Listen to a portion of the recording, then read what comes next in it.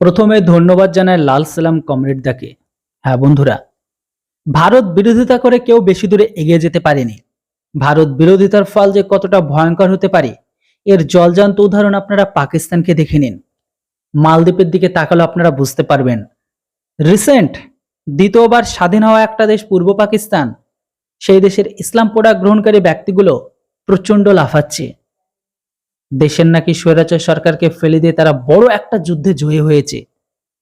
সেই দেশের মানুষের ভাবনা চিন্তা এতটাই নিচে নেমে গেছে যে এই মুহূর্তে তারা ভারত বিরোধী থেকে শুরু করে ভারতের সাথে যত রকম খারাপ আছে সবকিছু করতে তারা প্রস্তুত। বাট একটাই কথা, সেই দেশের সাধারণ মানুষজনগুলো যতটা বলছে, সেই দেশের বর্তমানে যে অন্তর্বর্তী সরকার এসেছে তারা ভালোভাবে বুঝে গেছে যে ভারতের সাথে তাদের সম্পর্ক যদি খারাপ হয়ে যায় তাহলে তাদের পেটে লাথি পড়তে আর বেশি সময় লাগবে না। সেই জন্য আজ থেকে দুদিন আগে ভিডিও বানিয়ে বলেছিলাম, সেই দেশের অন্তর্বর্তী সরকার ভারতের কাছে রিকোয়েস্ট করেছে যে আপনারা আমাদের সমস্ত কিছু দেওয়া চালু রাখুন, আপনারা যেগুলো স্টপ রেখেছেন সেই স্টপগুলো যেন পুনরায় আমাদের দেশে এক্সপোর্ট করা হয়। যাই হোক, আমি আর বেশি কথা বলতে চাই না। এই মুহূর্তে পূর্ব পাকিস্তানে ঘরের ভেতর থেকে লাল সালামের কমরেডদার নিজেই তিনি জানিয়েছেন যে ভারত বিরোধিতাকারীদের সামনের দিনে কি হতে চলেছে আর যারা করছে তাদের সাথে বা কি হবে। চলুন কথা না বেড়ে ভিডিওটি দেখে নিই। ভারত বিরোধিতা করে কিছু মূর্খ মানুষের বা সহজ সরল মানুষের বা পাকিস্তানপন্থী মানুষের সমর্থন পাইবেন, লাইক কমেন্ট শেয়ার পাইবেন, বাহবা পাইবেন, কিন্তু রাষ্ট্র পরিচালনা করতে পারবেন না। ভারত বিরোধিতা এক জিনিস আর রাষ্ট্র পরিচালনা করা হলো এক জিনিস। আমাদের এটি দেখতে দেখতে চুল সব সাদা হয়ে গেছে। আমার চুল যে কালো দেখতেছেন, কালকে এটা কলপ করে আসছি খুব উচ্চ দাম দিয়া, যাতে কালো থাকে, অন্তত আরো কিছুদিন বাঁচতে হবে, অনেক কিছু দেখতে হবে। এই কারণে আমরা দেখেছি এই বাংলাদেশে যখন রাস্তায় থাকে, বিরোধী দলে থাকে, তখন এই পাকিপন্থীদের সমর্থন পাওয়ার জন্য সবাই ভারত বিরোধিতা করে, স্লোগান দেয়। যেই ক্ষমতার চেয়ারে বসে যায় প্রথমেই ফোনটা লাগাই দিল্লিতে যে আব্বা আপনার দোয়া চাই, আমরা আপনাদের সাথে কাজ করতে চাই, আপনারা রাজি আছেন? তার প্রমাণ আমি আপনাকে এখন দিয়ে দিব। দেখেন, এই যে সারা দেশে যে খবরটা এখন হইচই পড়ে গেছে যে ভারতে গেট খুলে দিছে, দিয়া বাংলাদেশকে ডুবিয়ে দিছে। তার কারণ ওই যে শেখ হাসিনা ভারতে পলাই গেছে, তাকে রক্ষা করার জন্য বা তার পরামর্শেই গেটগুলো খুলে দিছে। এটা নিয়ে বাংলাদেশে দেখতেছেন ব্যাপক হইচই, সামাজিক যোগাযোগ মাধ্যম এবং এমনকি রাজপথে চলে গেছে। এখন আজকে দুইটা সমাবেশ দেখলাম, একটা তো তারা ভারতীয় দূতাবাস ঘেরাও দিছে, গণ অধিকার পরিষদের এক অংশ, আর এক অংশ দেখছি ঢাকা বিশ্ববিদ্যালয়ের শিক্ষক, তারাও এই সমাবেশ করছে। আর একটা হলো বামপন্থী যে ছাত্র ইউনিয়ন এক অংশ দেখি মশাল মিছিল বের করছে রাতের বেলা। এটি হলো ছাগলের 3 নম্বর বাচ্চা। এরা চাইতেছে পাকিস্তানপন্থীদের, মূর্খদের সমর্থন, কিন্তু এদের কোনো লজ্জা শরম কিন্তু নাই। ছাত্র ইউনিয়নের সমাজতান্ত্রিক ছাত্র ফ্রন্টের অফিস কালকেই ভেঙে ফেলা হয়েছে কয়েক জায়গায়, দেখছেন। এদের কোনো লজ্জা নাই, যে তাদেরকে গায়ে মানে না আপন মরণ, তাদেরকে আন্দোলনে ডাকেও না, জিগায়ও না। আকবর আজকে মশাল মিছিল বাই করছে যে ভারত পানি ছেড়ে ডুবাই দিছে আমাকে। এই কথাগুলো কেন বলতেছি শুনেন। সর্বপ্রথম শুনেন, তত্ত্বাবধায়ক সরকারের প্রধান হিসেবে ডক্টর মোহাম্মদ ইউনূস রাষ্ট্রীয় ক্ষমতা বসার পরে উনি নিজে ফোন করছে মোদির কাছে দিল্লিতে, ফোন করে ওই আগের সিস্টেমই 1971 থেকে যা চলতেছে, ফোন করে বলছে যে আব্বা একটু দোয়া করেন, সুদৃষ্টি রাখেন, আমরা আপনাদের সাথে মিলে কাজ করতে চাই। এটা আপনারা জানেন না, যদিও পাকিপন্থী বাংলাদেশিদের ভয়ে ডক্টর মোহাম্মদ ইউনূস এই তথ্যটা প্রচার করে নাই, কিন্তু নরেন্দ্র মোদী এটা প্রচার করছে, মিডিয়ায় দিছে, একেবারে আলাপ সহ দিয়ে দিছে, কল আলাপ সহ দিয়ে দিছে, কিন্তু এটা মনে রাখেন। এবং আমি মনে করি ডক্টর মোহাম্মদ ইউনূস এটা একটা বিচক্ষণতার কাজ করছে। তারপরেও বলি, কারণ উনি বুঝে ইন্টারন্যাশনাল পলিসি কি জিনিস। তারপরে আপনারা যখন সারা বাংলায় আওয়াজ তুলছেন যে গেট খুলিয়া দিয়া ভারত বাংলাদেশকে ডুবিয়ে দিছে, ভারত সরকার পররাষ্ট্র মন্ত্রণালয় তার পূর্ণাঙ্গ ব্যাখ্যা দিয়েছে। সেই ব্যাখ্যাটা ভারতীয় হাই কমিশনের মাধ্যমে বাংলাদেশ সরকারকে দেওয়া হয়েছে, সব মিডিয়াতে আসছে। তারা লিখেছে ওখানে কি বিস্তারিত দিয়েছে, অনেক বড় পৃষ্ঠা, কয়েক পৃষ্ঠা, যে তাদের দেশে অতি বর্ষণের ফলে বিস্তীর্ণ অঞ্চল প্লাবিত হয়ে গেছে, বিস্তীর্ণ অঞ্চল যা বাংলাদেশের সমান, বিধায় তাদের পক্ষে এই গেট খুলে দেওয়ার আর কোনো বিকল্প ছিল না, এবং প্রতি বছরই এটা খোলা হয়। আর বাংলাদেশ সরকারও জানে, বাংলাদেশের আবহাওয়াবিদরা আগের থেকেই সরকারকে প্রিপারেশন নিতে বলছে যে এবারকার অতিবৃষ্টির ফলে এই ধরনের বন্যা হইতে পারে। এটা আমরা সবাই জানি, বাংলাদেশের আবহাওয়াবিদরা বলছে, সব মিডিয়াতে আসছে। গেল 2। নাম্বার 3, আজকে ভারতীয় হাই কমিশনার প্রণব ভার্মা দেখা করেছেন পররাষ্ট্র উপদেষ্টার সাথে এবং প্রধান উপদেষ্টার সাথে দেখা করেছেন। দেখা করার পরে ওনাদের অবস্থান পরিষ্কার করছে। তখন আমাদের পররাষ্ট্র উপদেষ্টা বা প্রধান উপদেষ্টা কি বলছে জানেন? এক কথাই বলছে প্রধান উপদেষ্টা যে এই বন্যাকে নিয়ে ভারত বিরোধী যে প্রচারণা চলছে এটা দুঃখজনক, এটুকুই বলছে। কারণ এর বেশি বললে উনি তো ক্ষমতায় থাকতে পারবেন না, কারণ যারা পাকি প্রেমী, যারা তাকে বসাইছে, তারা নামাই ফেলবে একদিনেই।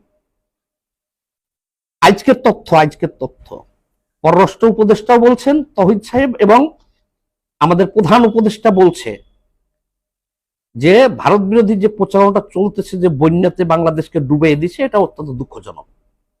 এই বুঝ দিয়া ভারতীয় হাই কমিশনারকে বিদায় করেছেন। আর আরো একটা খবর দিই আপনাদেরকে, এই যে গত পরশুদিনকে ভার্চুয়াল একটা যে প্রোগ্রাম হলো, সেই প্রোগ্রামে দেখছেন যে মোদিকে বাংলাদেশ সফরের জন্য বিনয়ের সহিত আমন্ত্রণ জানাইছে। কে জানাইছে? বাংলাদেশের তত্ত্বাবধায়ক সরকারের প্রধান উপদেষ্টা আমন্ত্রণ জানাইছেন। তাহলে আপনারা এত ফাল পারেন কে? বিপ্লব করছেন বলবো না, আমরা করছি। এই শেখ হাসিনা ফ্যাসিস্ট সরকারের বিরুদ্ধে আমরা 16 বছর আন্দোলন করছি, এর সব ডকুমেন্টস এই অনলাইনে আছে, দেখেন, খুলেন। যে 16 বছরে বাংলাদেশের কমিউনিস্ট পার্টি মার্কা দিয়ে আমরা বামপন্থী যত সংগ্রাম করছি সরকারের ভোট ডাকাতির বিরুদ্ধে, অন্যায়ের বিরুদ্ধে, সব এখানে আছে। টান দেন। এই জন্য বলছি যেটা বিপ্লব না, গণঅভ্যুত্থান যে করছি আমরা করছি, আপনারা করছেন, সবাই করছে, দেশের ছাত্র জনতা সবাই করছে। কোনো এক ব্যক্তি করেন নাই, একজন বা একক ব্যক্তি, 5 জন 10 জন এটা করেন নাই। এদেশের মুষ্টিমেয় আওয়ামী লীগের ছাড়া সবাই এই আন্দোলন জড়িত, এবং এই গণ অভ্যুত্থান এটা সকলেই মিলে করা হয়েছে, এবং হাজার হাজার প্রাণ গেছে। আর আহতর সংখ্যা তো এখনো ওটা সীমাবদ্ধ হয় নাই, কোন লিস্ট হয় নাই। এত ক্ষয়ক্ষতি হয়েছে জানমালের। সেই জানমালের ক্ষয়ক্ষতির পরে আমাদের 25-26 বছর বয়সের দুজন ঢাকা বিশ্ববিদ্যালয়ের ছাত্র, বৈষম্য বিরোধী সমন্বয়ক ছিলেন আপনারা। ওনারা ঠিক আছে মন্ত্রী পরিষদে বা উপদেষ্টা হয়েছে, মন্ত্রী পদমর্যাদায়। একজন নাম হচ্ছে আসিফ, আর একজন নাম জানি কি। ওনাদের দায়িত্ব হলো ক্রিয়া বা শিল্প। ওনারা দেখি ফটাফট ফটাফট বক্তব্য দিতেছে, বন্যায় ভারত বাংলাদেশ ডুবাই দিল, এই করলো এই করলো, ভাষাই দিতেছে, আমরা দেখে নেবো আগরুম বাগরুম। তোমরা তো আমাকে ছেলে বয়সী ভাতিজা, নয়া নয়া তো, একটু থামো বাহে, একটু রুখ। তোমরা না একজনকে পররাষ্ট্র মন্ত্রণালয়ের দায়িত্ব দিয়েছ, তার অভিজ্ঞতা, তাহিদ সাহেবের অভিজ্ঞতাই আছে 40 বছরের পররাষ্ট্র মন্ত্রণালয় চালানোর মতো। তাদেরকে একটু কথাবার্তা বলতে দেন। আপনি করে বলি, কারণ আপনারা তো মন্ত্রী পদমর্যাদায় আছেন, বলতে বাধ্য। আপনি আছেন ক্রিয়া নিয়ে, পররাষ্ট্র নিয়ে কথা বলেন কেন? এটা তো আইন ব্রেক। আপনি আছেন শিল্প নিয়ে, আপনি কেন পররাষ্ট্র নিয়ে কথা বলতে যান? আপনি তো প্রথমেই আউট হয়ে দেবেন। কেন? ফিল্ডে যখন খেলোয়াড়রা নামে, রেফারি দেখে কি? নাম দেখে 11 জনের। যখন নাম ডাক দেখবো যে আসিফের নাম নাই, আপনি খেলবেন কি? আপনি তো প্রথমেই আউট, রেফারি আপনাকে বের করে দিবে। আন্তর্জাতিক আইনও মানেন, দেশের আইন কানুনও মানেন। আর যদি এরকম কথাবার্তা ভারত বিরোধী বলতে চান, তাহলে পররাষ্ট্র উপদেষ্টার পদ ত্যাগ করিয়া আমাদের কাতারে আসেন। আমরা বললে অসুবিধা নাই। ওই যে আরো আপনার সমন্বয়ের কাছে সার্জিস আছে, তারা বললে অসুবিধা নাই। কিন্তু আপনি একটা প্রোটোকলের ভিতরে যাইয়া শপথ নিয়া, এখন যদি আপনি পররাষ্ট্রমন্ত্রীর কথাও বলতে থাকেন, স্বরাষ্ট্রের কথাও বলতে থাকেন, তাহলে হবে না। এটা সমঝে যান আপনারা। এবার বলি আসল কাহিনীটা আপনাদের। জিয়া রহমান, বেগম জিয়া যখন রাষ্ট্র পরিচালনা করেছেন, তখনও ভারত সরকারের সাথে সুসম্পর্ক রেখেই রাষ্ট্র পরিচালনা করেছেন এবং চলার চেষ্টা করেছেন। এরশাদ ছিল বিশ্বস্ত বন্ধু ভারতের, তাদের সাথে মিলে রাষ্ট্র পরিচালনা করেছেন। জিয়াউর রহমান ঠিক একই কাজ করেছেন, শেখ হাসিনাও হয়তো একই কাজ করেছেন। কিন্তু পর্যায়ক্রমে হয়তো শেখ হাসিনার প্রতি তাদের আস্থাটা বেশি। কিন্তু মনে রাখবেন, আস্থা বেশি, কিন্তু 1971 সাল থেকে এ পর্যন্ত দেখেন বাংলাদেশে যত হত্যাকাণ্ড হয়েছে, শেখ মুজিব হত্যাকাণ্ডই বলেন, জিয়াউর রহমান হত্যাকাণ্ডই বলেন, আর কু বলেন, 11 বলেন, সবখানে কিন্তু এই ভারত রয়ের হাত আছে। এ কথাটা স্পষ্ট করে আপনাদের বলে দিলাম, হাত আছে। যে বাংলার মসনদে বসা কেউ ভারত বিরোধিতা করার মতো দুঃসাহস কেউ দেখাই নাই এবং দেখাবেও না। কারণ আছে, কারণ বলে দিই। পাকিস্তানের সাথে আমাদের কোনো ব্যবসা বাণিজ্য নাই, আমাদের প্রতিবেশী না, তারা আমাদের ধর্ম ভাই। সৌদি আরব যেমন ধর্ম ভাই, তালেবান ধর্ম ভাই, আফগানিস্তান, পাকিস্তানও আমাদের ধর্ম ভাই। কিন্তু তাদের সাথে আমাদের এরকম ভাবে ওতপ্রোত ভাবে সীমান্ত, ব্যবসা বাণিজ্য সবকিছুর সাথে জড়িত না। কাজেই পাকিস্তান বন্দনা না করেও, পাকিস্তানের সম্পর্ক না রেখেও বাংলাদেশের যে সরকার ক্ষমতায় থাকবে, সে রাষ্ট্র পরিচালনা করতে পারবে। কিন্তু ভারতের সাথে একটা ভূগত ভাবে, ভূতাত্ত্বিক ভাবে, অবস্থানগত ভাবে আমরা ভারতের পেটের মধ্যে বসবাস করতেছি। শুধু যে পেটের মধ্যে বসবাস করতেছি তা না, ব্যবসা বাণিজ্য থেকে শুরু করে সব সেক্টরে আমরা অঙ্গাঅঙ্গি ভাবে জড়িত। যেমন ভারতও আমাদের উপর অনেক ক্ষেত্রে নির্ভরশীল, হয়তো কম, আমরা ভারতের উপর নির্ভরশীল। যেমন একটা প্রতিবেশী, আপনার ঘরের পাশে ঘর, প্রতিবেশী গরিব, কিন্তু মনে রাখবেন তার উপরও কিন্তু আপনি ধনী অনেক ক্ষেত্রে নির্ভরশীল। আপনি এখন যদি মাথা ঘুরে পড়ে যান, ওই প্রতিবেশীটা আপনাকে হাসপাতালে নিয়ে যাবে। ব্যাপারটা কিন্তু এইরকম যে ভারতের উপর আমরা যেমন অনেক ক্ষেত্রে রাষ্ট্র পরিচালনা নির্ভরশীল, ভারতও কিছু কিছু ক্ষেত্রে আমাদের উপরে নির্ভরশীল। আর এই জিনিসটার কারণেই 1971 সাল থেকে 2024 সাল পর্যন্ত ইতিহাস ঘাটেন, বাংলাদেশের কোন সরকার ক্ষমতায় যাওয়ার পরে আর ভারতের বিরোধিতা করে নাই। রাজপথে করছে এই যে এই পাকিপন্থী মূর্খ কিছু অশিক্ষিত লোকের সমর্থন পাওয়ার জন্য।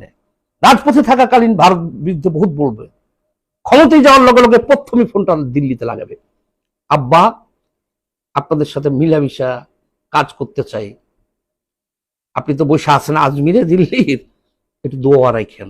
বলেন দেখি বাংলাদেশের 1971 সাল থেকে এ পর্যন্ত কোন সরকার ভারতের দোয়া আশীর্বাদ চাই নাই, তেলের বাটি নিয়ে যে দিল্লিতে বসে থাকে নাই? বলেন দেখান একটা। বেগম জিয়ার কথা বলবেন? উনি সবচেয়ে বেশি তদবির করছে এবং তাদের সাথে সুসম্পর্ক রেখে রাষ্ট্র পরিচালনা করছে। এটাকে আমি খারাপ কিছু বলছি না, এটাই হলো বুদ্ধিমানের কাজ। পাবলিক যা বলে বলো, কিন্তু এই যে দুইজন উপদেষ্টা, আপনারা মন্ত্রীর শপথ নিছেন, আপনাদের নিজ মন্ত্রণালয়ের বাইরে যাইন না, ব্রেক করেন না। তো আমি আমাদের তত্ত্বাবধায়ক সরকারের প্রধান উপদেষ্টাকে আমি ধন্যবাদ জানাই। উনি বিচক্ষণতার পরিচয় দিয়েছেন। উনি মোদিজিকে ফোন করে সহযোগিতা চাইছেন, একসাথে কাজ করার জন্য, ভেদাভেদ ভুলিয়া পাশাপাশি থাকার জন্য তার মনের ইচ্ছা প্রকাশ করেছেন। আবার ওই দিনকে মোদিজিকে বাংলাদেশ সফরের জন্য আমন্ত্রণ জানাইছেন। আবার আজকে উনি বলছে যে ভারত নিয়ে যে বন্যা নিয়ে অপপ্রচার হচ্ছে, এটা দুঃখজনক বলছে। উনি হলেন চকস খেলোয়াড়, আন্তর্জাতিক খেলোয়াড়। উনি বুঝে যে ভারতকে মাইনাস করে ক্ষমতায় থাকা যাবে না, আর কাজও করা যাবে না। বিদ্যুৎ বন্ধ করবে, এটা করবে, সেটা করবে, এখানে যদি এটা করলে তখন এই যারা ভারত বিরুদ্ধে জিন্দাবাদ জিন্দাবাদ বলতেছে, তারাই তখন এই সরকারের বিরুদ্ধে নেমে যাবে। দেশে বিশৃঙ্খলা হবে, দ্রব্যমূল্য বাড়িয়ে যাবে, অনেক কিছুই থাকবে না, বিদ্যুৎ থাকবে না, তখন এই সরকারকে সরিয়ে দিতে হবে। এই কারণে বাংলাদেশে 1971 সাল থেকে এ পর্যন্ত যত সরকার ছিল, কোন সরকারেই, চ্যালেঞ্জ করলাম, কোন সরকার রাষ্ট্রীয় ক্ষমতায় থাকা ভারত সরকারের বিরোধিতা করে নাই। এই সরকারও করছে না। কিন্তু দুইজন নাবাল লোক আছে, এই যে বললাম বৈষম্য বিরোধী আন্দোলনের, এই ছেলেগুলা বুঝে না, ইনারা ফাল পাচ্ছে। তবে কয়েকদিন পরে এটাও ঠিক হয়ে যাবে। আমি পরিশেষে একটা কথা বলেই এটা শেষ করব, যে মেক্সিকোর একটা পাহাড়ি জাতি আছে, যাদের মানুষ বাবা মা দাদা দাদি বৃদ্ধ হয়ে গেলে ওটা করে জবাই করে বিরিয়ানি মতো করে বানাইয়া পুরাইয়া খেয়ে ফেলায়, পুরাইয়া মাংস কাবাব করে খেয়ে ফেলায় তারা। আর খায় আর নাচে, গান গায়, নাচে, ঢোল বাজায়, নাচে, এখনো আছে এটা সিস্টেম। তারা এরকম একটা অনুষ্ঠান হইতেছে ওখানে। বাংলাদেশের কিছু পর্যটক ছিল, ভারতের কিছু পর্যটক ছিল, এরকম কিছু পর্যটক পাকিস্তানের ছিল। যারা হাইটে যাইতেছে, দেখতেছে বা পাহাড়ি পরিবেশ, এরকম সুন্দর জায়গায় এরকম নাচ গান করতেছে পাহাড়ি মেয়েরা ছেলেরা, আর ওখানে কাবাব হইতেছে, খাইতেছে।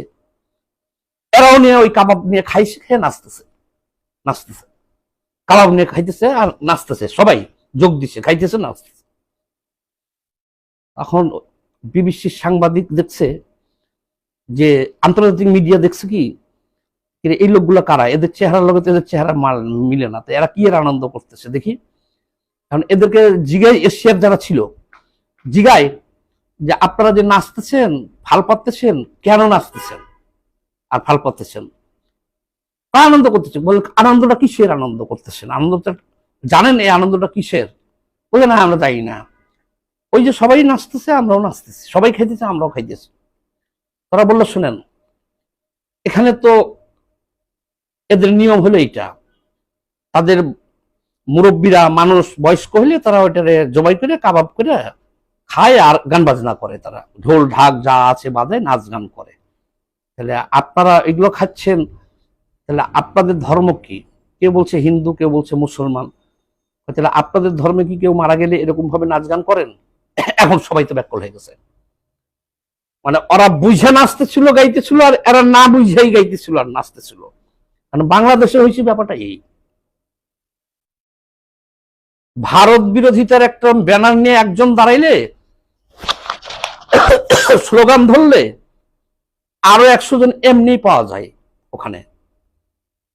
ওদেরকে জিজ্ঞেস করেন যে তুই কেন এই ভারত বিরুদ্ধে এরকম ফাল পাততেছিস, ওরা বলতে পারবে না। ওরা বলবে ওই যে ভাই বলতেছে, আমরাও বলতেছি। কাজে রাষ্ট্র পরিচালনা আর এমনি ভারত বিরোধিতা করা এক জিনিস না, এই জিনিসটা বুঝতে হবে। তবে আমি এই জিনিসটা যে বুঝতে পারছে আমাদের, উনি অনেক জ্ঞানী লোক অবশ্য, আমাদের প্রধান উপদেষ্টা মাননীয় ডক্টর ইউনূস সাহেব, এবং যিনি এখন পররাষ্ট্র উপদেষ্টা আছে উনিও অনেক অভিজ্ঞ, ওনার 40 বছর বেশি অভিজ্ঞতা আছে পররাষ্ট্র কেডারে। এই জন্য আমি বলবো এদেরকে কাজ করতে দেন, যার যার মন্ত্রণালয় সে চালান। সবাই ভালো থাকবেন, ধন্যবাদ।